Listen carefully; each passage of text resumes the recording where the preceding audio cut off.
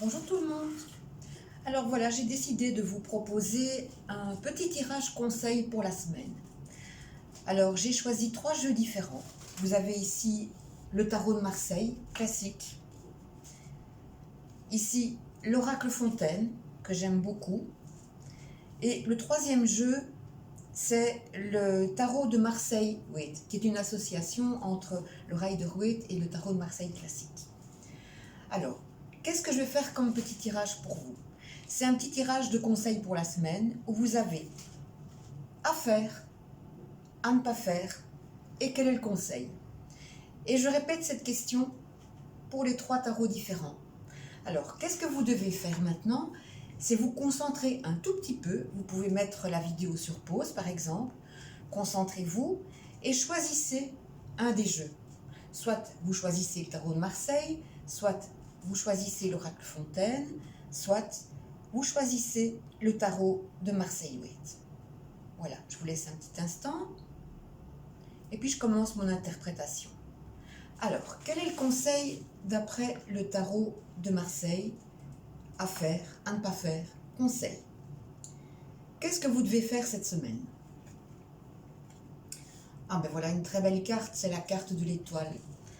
La carte de l'étoile, c'est la carte de l'amitié, mais aussi la carte des espoirs, c'est la carte de la germination. Donc, si vous avez quelque chose qui vous préoccupe, quelque chose que vous voulez lancer, une amitié que vous voulez créer, eh bien, toutes ces choses-là, il faut les laisser germer. Ça doit prendre son temps, mais il faut y croire. Vraiment, c'est une carte d'espoir. Donc, croyez, espérez, mais laissez passer un peu de temps, ça va se faire. Les choses germent tout doucement.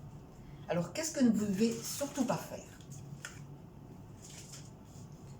Alors, le mat, le fou, eh bien, qu'est-ce qu'il nous dit? Ne surtout pas partir la tête en avant, foncer sans regarder où on va, sans savoir où on va. Le mat, c'est vraiment la carte de j'ai envie de quelque chose, je le fais impulsivement, je ne réfléchis pas, je lâche tout. Non, il ne faut pas lâcher, il ne faut pas tourner le dos à toutes vos espérances. Ça, c'est à ne surtout pas faire.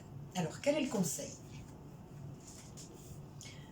Le diable, c'est une magnifique carte. Eh bien, le diable nous dit que il faut vivre vos désirs, il faut vivre vos passions. Amusez-vous, prenez du bon temps. Tout ce qui vient de vos envies, tout ce qui vient de vos passions, laissez-les émerger. Et donc, si vous faites ça, mais vous pourrez vivre pleinement votre vie.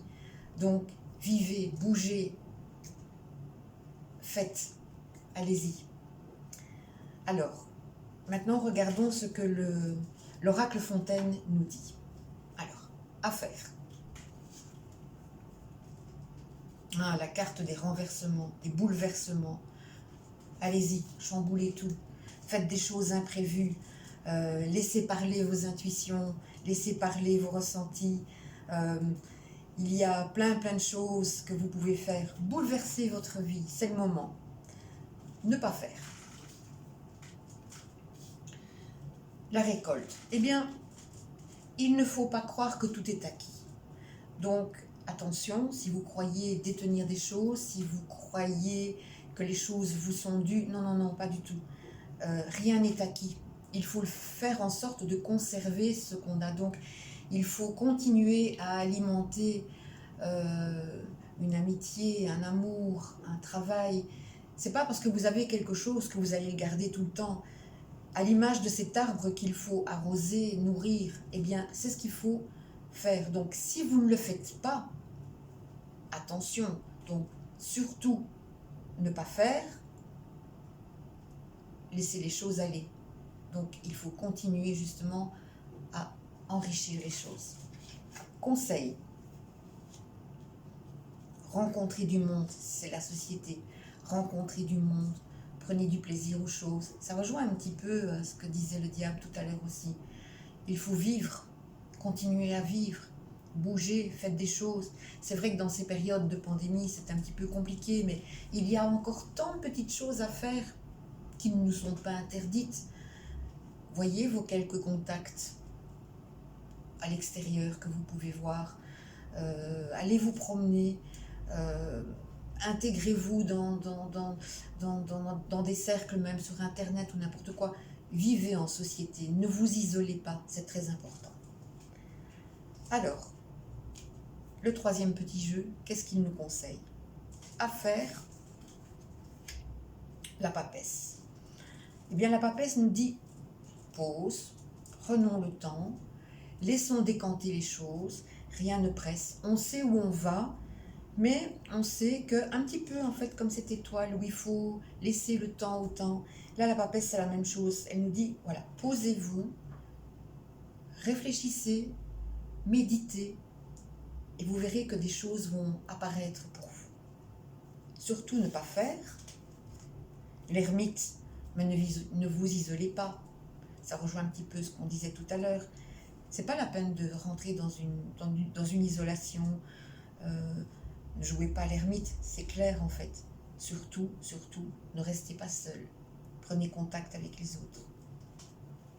Conseil. Le 6 de bâton. Qu'est-ce qu'il nous dit le 6 de bâton? C'est celui qui revient un petit peu victorieux. Voilà, la victoire est entre vos mains. Allez-y, bougez, faites des choses. À l'image de ce cavalier qui est sur son cheval et qui revient vainqueur. C'est vraiment ça que ça veut dire. La victoire est au bout de vos mains.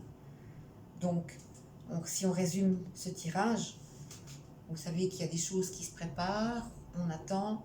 Surtout, ne vous isolez pas et au moment opportun, allez-y, allez de l'avant. Voilà.